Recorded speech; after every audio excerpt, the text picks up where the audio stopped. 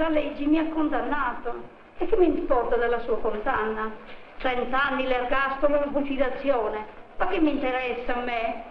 17. Pada dasarnya Leonardo udah ngebikin anaknya, tetangganya jadi kanibal, makan darah manusia. Jijik. Hai bro and sis kalian, assalamualaikum, nama gue Mufi. Makasih banget udah memilih video gue untuk lu tonton dan menemani waktu lu kali ini. Gue harap lu betah jadi penonton setia gue. Oh ya, kalau lu lihat background gue beda, gue sekarang lagi di Lembah Indah Malang, lagi diajak keluarga lah buat refreshing di antara pandemi ini. BTW gue bener-bener jarang banget keluar rumah. Seorang ibu pada umumnya memiliki kecintaan yang sangat pada anaknya sendiri. Tidak jarang bahwa kaum para ibu rela melakukan apapun, bahkan menukar nyawanya sendiri demi keselamatan anaknya. Hal inilah yang menjadi motif terbesar dari apa yang dilakukan oleh seorang ibu bernama Leonarda Cianciulli. Tidak hanya membunuh 3 korban tak bersalah, namun juga menjadikan mereka kue dan sabun. Siapkan mata dan telinga, serta niat untuk nonton dan mendengarkan. Sudah siap mendengarkan dan menonton? Gue yakin udah siap. Matikan lampunya. Nggak ada lampu sini, jadi gue nggak bisa matiin lampunya. Mari kita mulai. Selamat datang, namaku Mufi. Duduklah dan dengarkan ceritaku.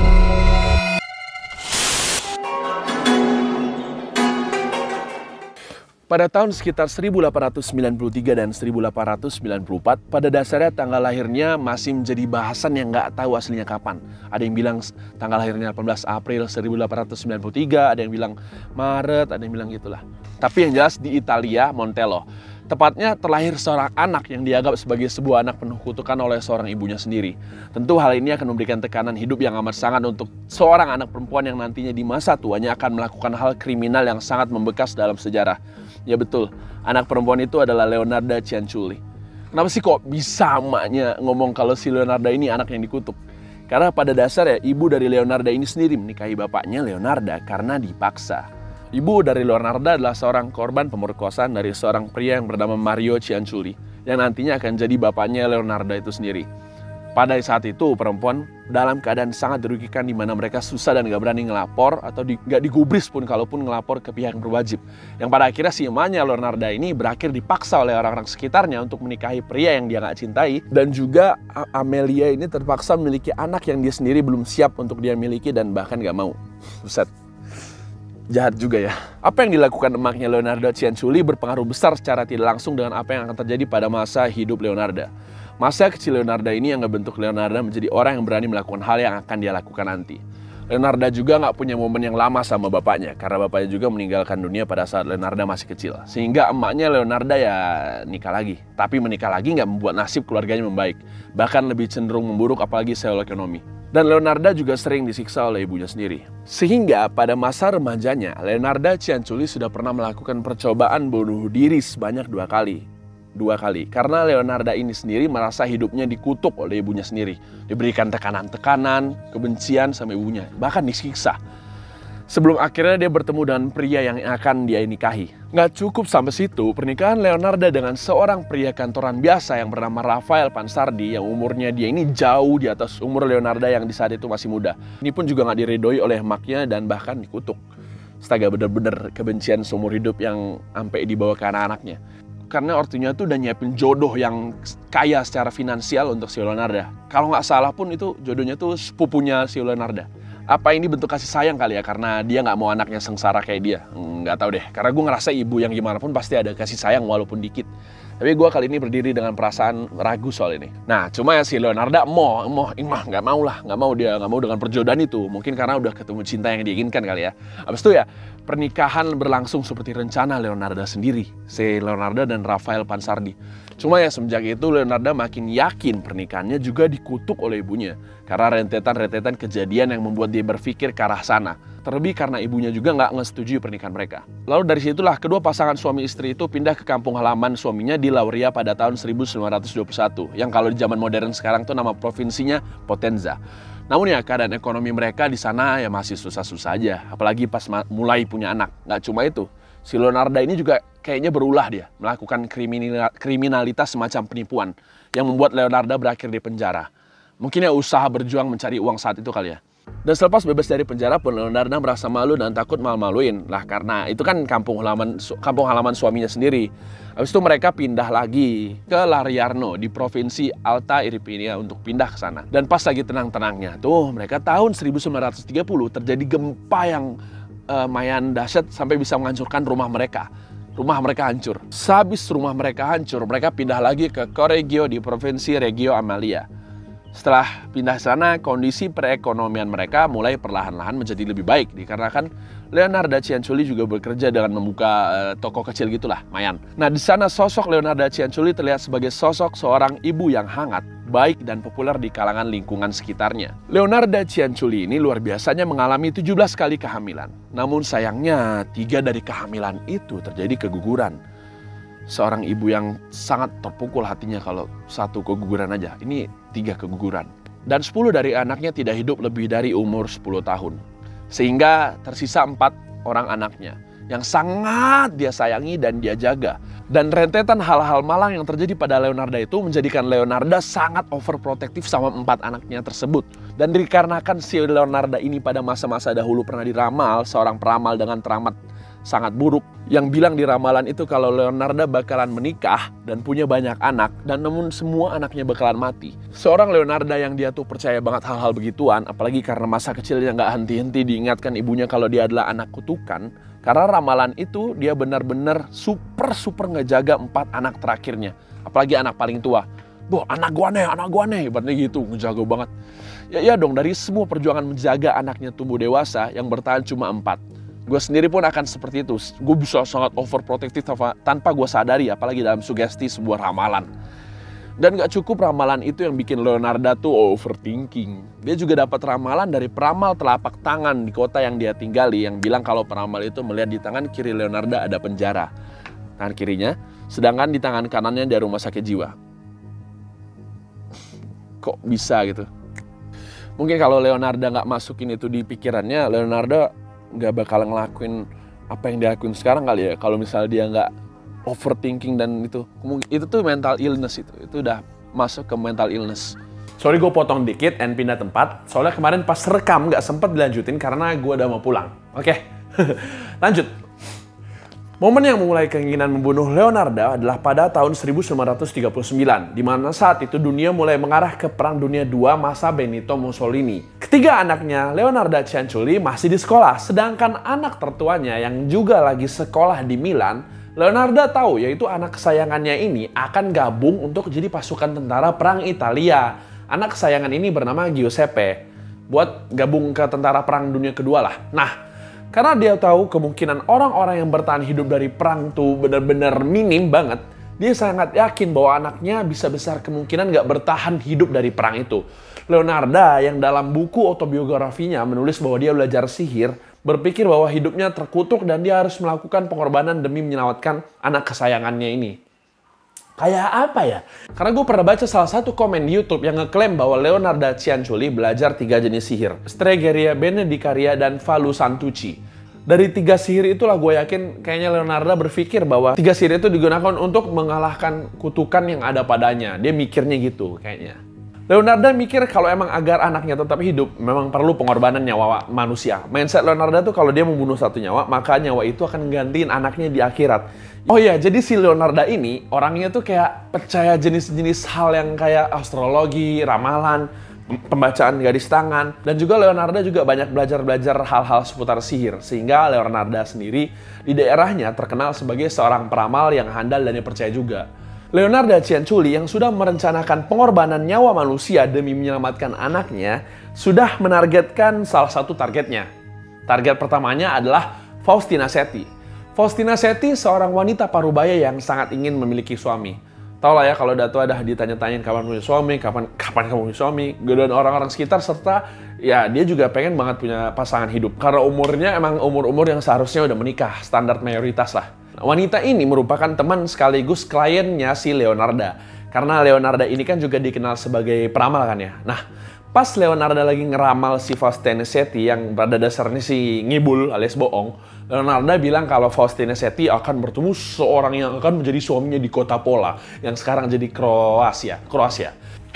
Kamu ke kota Pola? Di sana bakalan ada orang yang mau menjadi suami kamu. Oh ya? Cocok gitu? Iya cocok. Di Pola. Ayo kamu berangkat nanti ya. Nanti kamu berangkat, pokoknya akan ada orang yang cocok jadi suami kamu. Inilah saat Leonarda menjalankan perjodohan yang menjodohkan Seti ke kematian ketimbang ke seorang suami beneran. Tapi Leonarda bilang ke Faustina untuk jangan kasih tahu siapa-siapa. Dan Faustina Seti juga disuruh untuk nulis surat ke kerabat-kerabatnya, ke teman-temannya untuk bilang kalau dia dalam keadaan yang sangat baik di Pola. Dan baik-baik aja kalau dia udah nyampe di Pola. Nah, senang banget kan tuh ya. Ya udahlah, tertipu kan dia. Ya namanya udah seneng banget kan pengen punya suami, dia siap-siap gitu, dia siapin tas, siapin pakaian, ngecat rambutnya abu-abu, ngecat rambut abu-abunya dia. Atau ngecat rambutnya jadi abu-abu, gue lupa baca nih mana. Di hari dah mau berangkat, si Seti diajak Leonarda untuk minum anggur sebagai bentuk perpisahan dan bentuk selebrasi lah, perayaan. Minuman anggurnya dan dikasih obat-obatan yang akhirnya ngebikin si Seti tertidur. Pingsan. Bukannya perpisahan untuk ke Pola, ini lebih ke perpisahan ke dunia lain. Aduh. Seti yang pingsan dan Leonarda yang terjaga mengambil kapaknya dan membunuh Seti. Lalu menyeret Seti ke dalam lemari. Aduh, serem banget perempuan ini.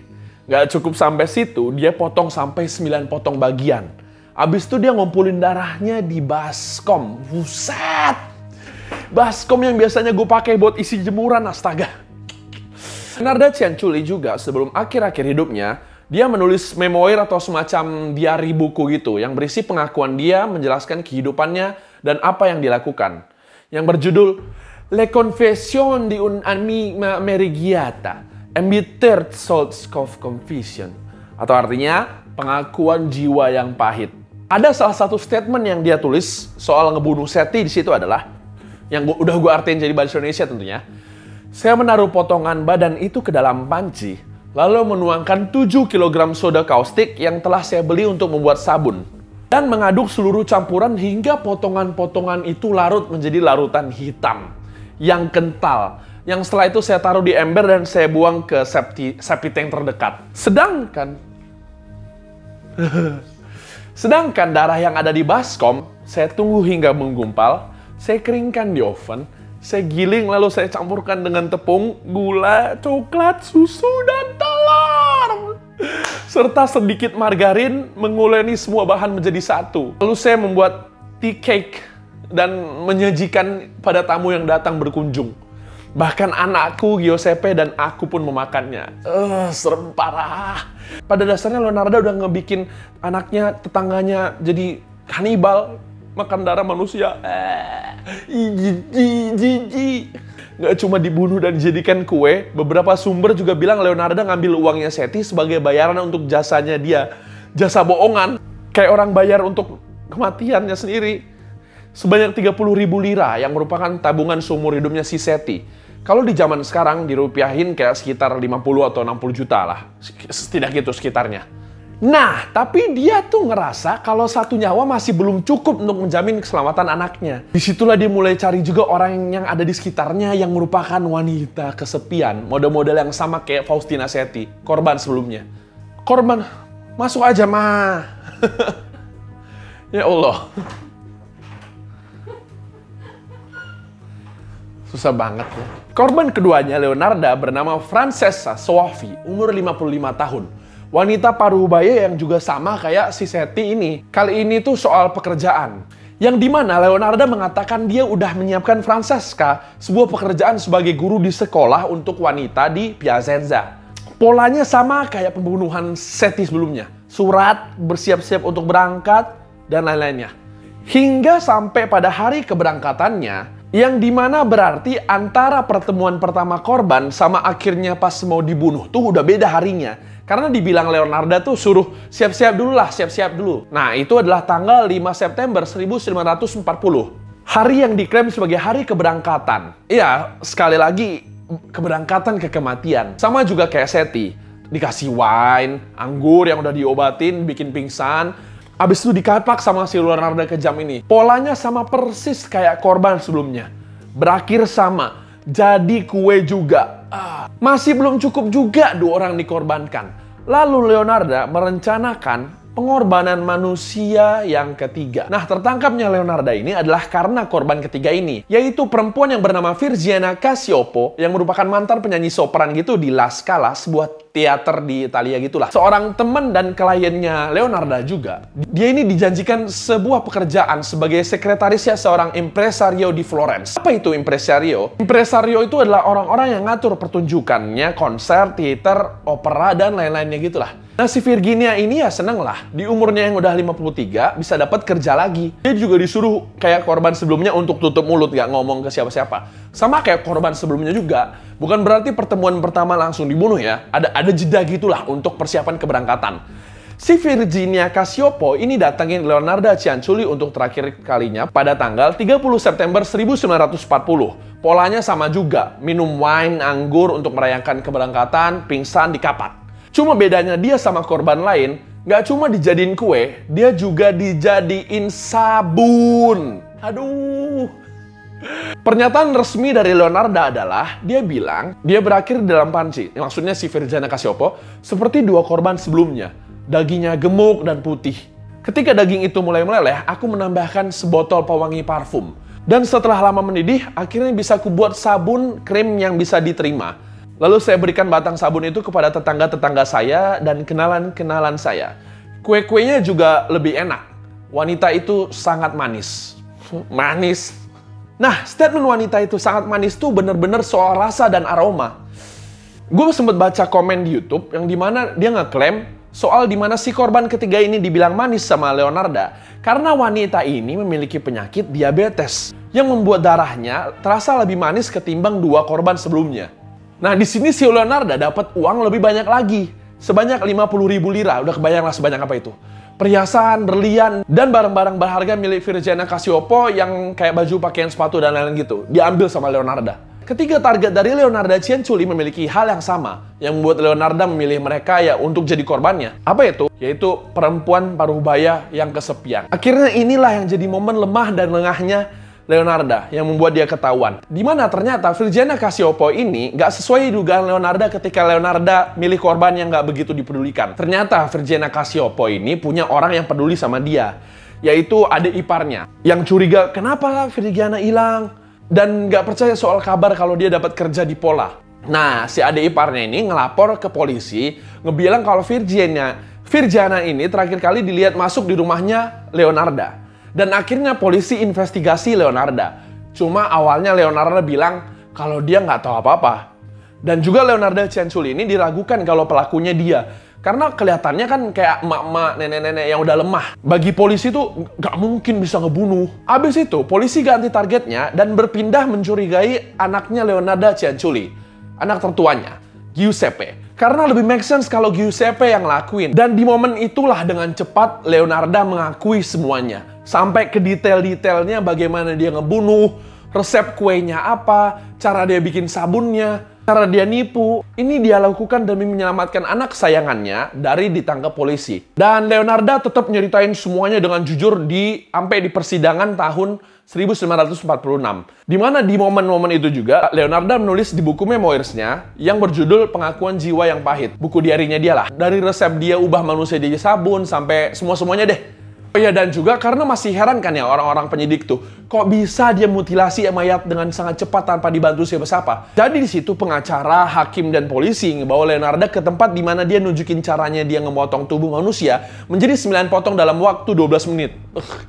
Dan kayak apa yang diramalkan peramal sama Leonarda dihukum penjara selama 33 tahun dan dimasukkan di rumah sakit jiwa khusus kriminal selama 3 tahun. Dia meninggal di rumah sakit jiwa itu di Pozzuoli saat 15 Oktober 1970 dikarenakan penyakit cerebral apopleksi. Gue juga sempat baca kalau penyakitnya itu datang dari karena dia menghirup banyak uap dari soda kaustik yang dipakai buat ngemasak korbannya. Leonarda juga mengakui kalau dia nggak menyesali perbuatannya. Dan gue juga sempat nemu video ini, video lama yang menunjukkan seorang Leonarda Cianciulli di rumah sakit jiwa sedang berbicara dan mengakui sesuatu.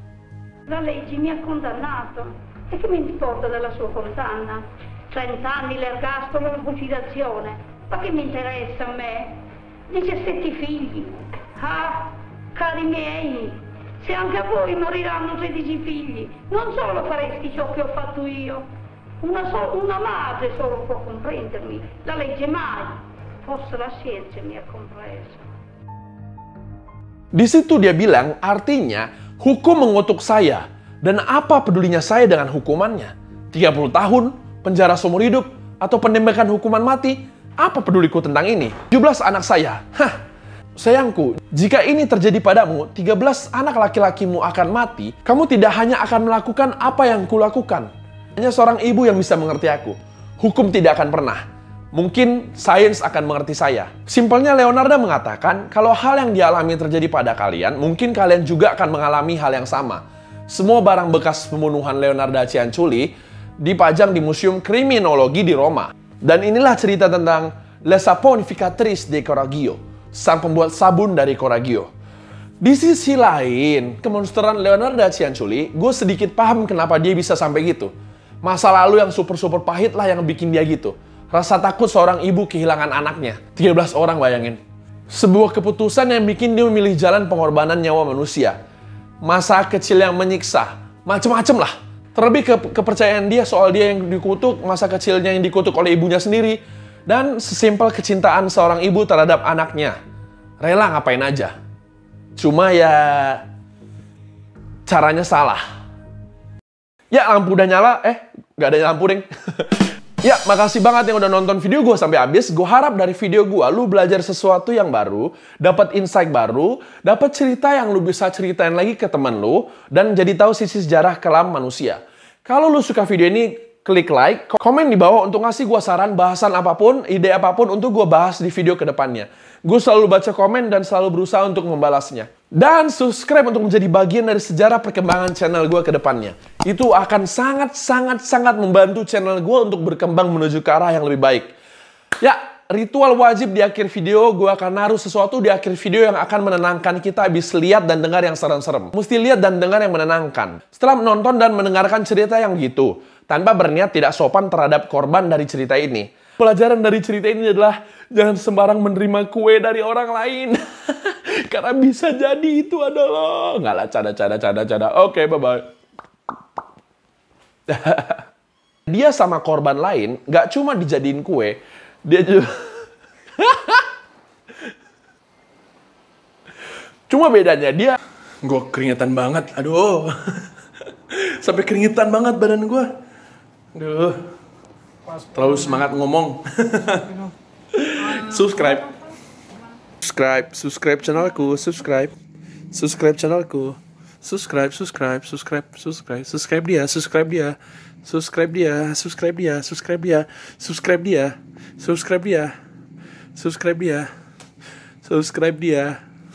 dia juga.